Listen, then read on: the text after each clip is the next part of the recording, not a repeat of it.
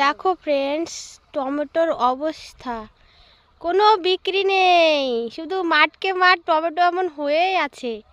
কত যে হয়ে আছে গাছে কি বলবো। এই দেখো এদিক থেকে পুরো লম্বা হয়ে একদম ওই মাথা।